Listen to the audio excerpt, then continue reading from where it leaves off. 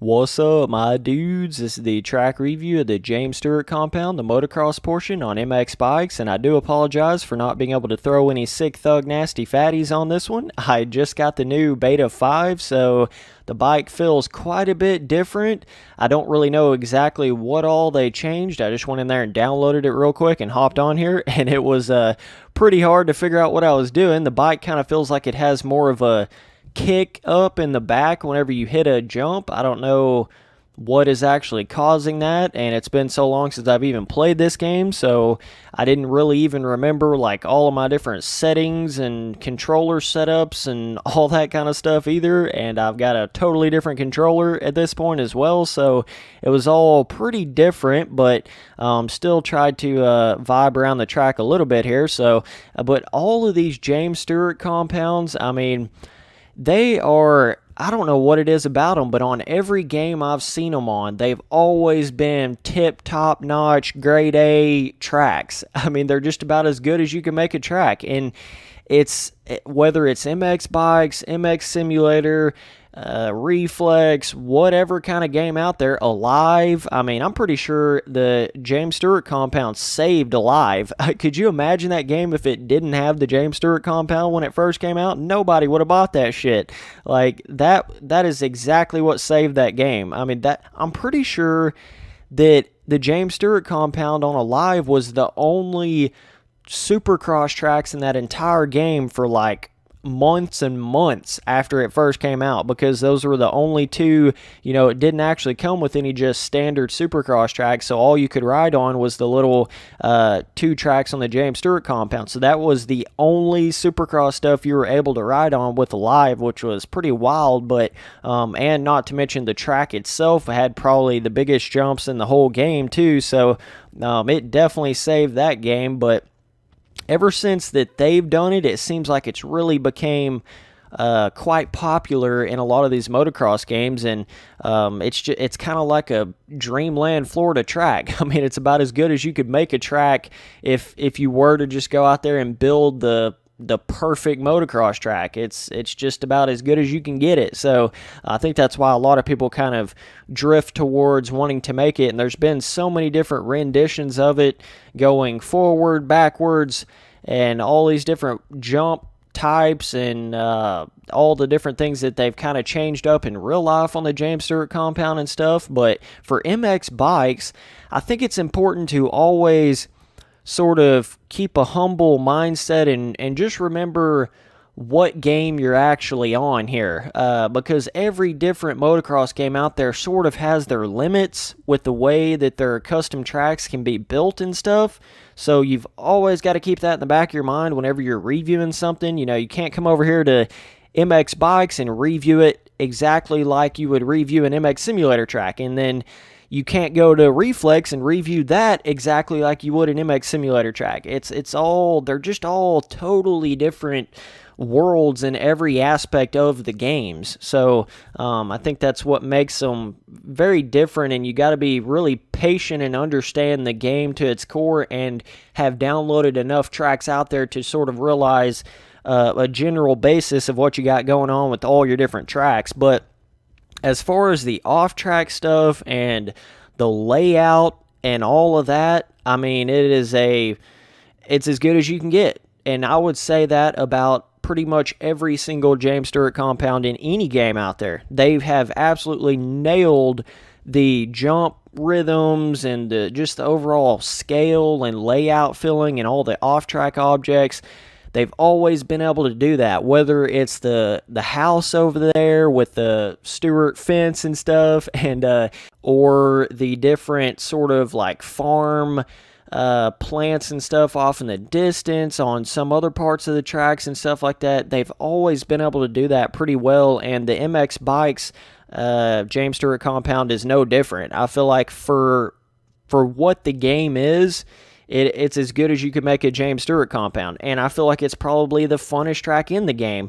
It's kind of somewhat similar to how Alive was, in the sense of, like, as far as right now anyways, like with MX bikes, the James Stewart compound is the track. You know what I mean? Like, it is the track that has the biggest, best jumps from what I've seen so far. Has the funnest, just overall full feeling of a motocross track to it, because MX Bikes is still pretty small scale overall as far as how many custom tracks and stuff it has. So this is definitely a good track to have into the game. I think if MX Bikes ever really takes off and gets a lot of people on it, then we will always look back on this track and be like, wow, that was one of the first just crazy cool custom tracks out there. And I don't even know how they make the custom tracks. I don't know how hard it is to do, but I'm sure this is some revolutionary shit compared to just from some of the other custom tracks I've seen out there. It definitely looks good.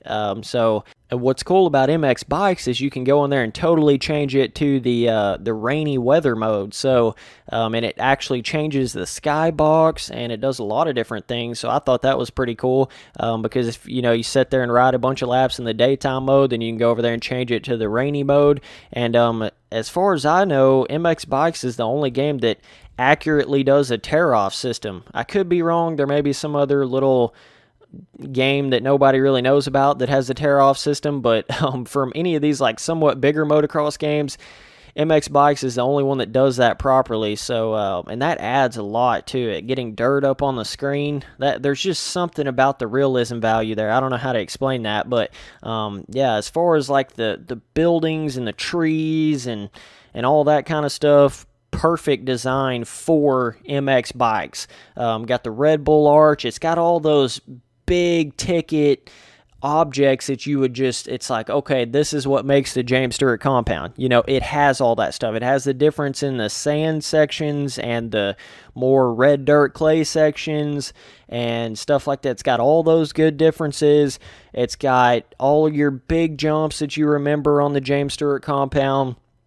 It's got and they actually feel big as well. I think that's a big point to actually say here is, it's not just scaled and looks good from the outside. It actually rides good as well. And I think that's an important thing with any custom track out there, especially replica designs and stuff. And I think that's why people have been able to make the James Stewart Compound so accurate, is because we had it on a live, so everybody got to go in there and see it in a game. Whereas, like, if you tried to go replicate, I don't know, the Goat Farm or something like that, or one of those other tracks, any of them, like the Ryan Villapoto back when he had his track and stuff like that, if you try to just go make a replica of that without it already being in a game, that would make it a lot more difficult. I know somebody's done a Ryan Villapoto replica on MX Simulator, and it was sick, but you kind of get my point here. Is like the James Stewart Compound's already sort of been laid out for everybody, so I feel like that's kind of why it's probably a little bit better of a replica track out there than a lot of the other tracks. So I have to give this a 10 overall, especially for MX Bikes. No doubt the best track in the game, in my opinion. The Supercross tracks are fun in this game, and they have definitely a good place there, and some of the motocross tracks are somewhat fun as well, but I think this James Stewart Compound on MX Bikes is just the most solid track in the game. Very similar to how Alive was when it first came out. Like I was saying before, I would say the difficulty is, there's not a whole lot of bumps. There are a couple of places where you've got your pre-baked ruts. There are some bumps here and there, but you guys know this game has a full terrain deformation system, so all it takes is 5 or 6 laps, and you got her pretty roughed up. So that's why I think they don't just go in there and make 10,000 pre-baked ruts or bumps or anything on MX Bikes. So you can't really take points off for that, because this game does have a solid terrain deformation system. I would say difficulty, if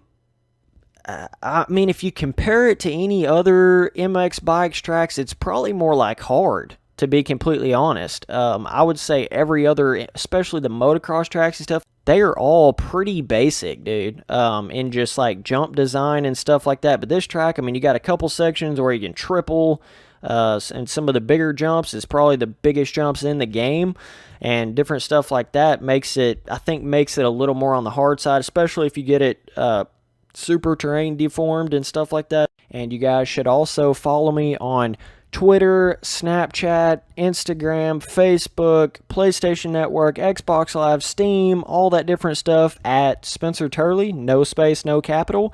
I've got it all the same with all that stuff, so it's pretty easy. It's just my first and last name, no space, no capital. And my email address is spencerturley@live.com, no space, no capital. And I do accept sponsorship offers. There is a link in the description to donate to me if you want to support me. And if you can't or you just don't want to, I totally understand. That's why it's completely optional.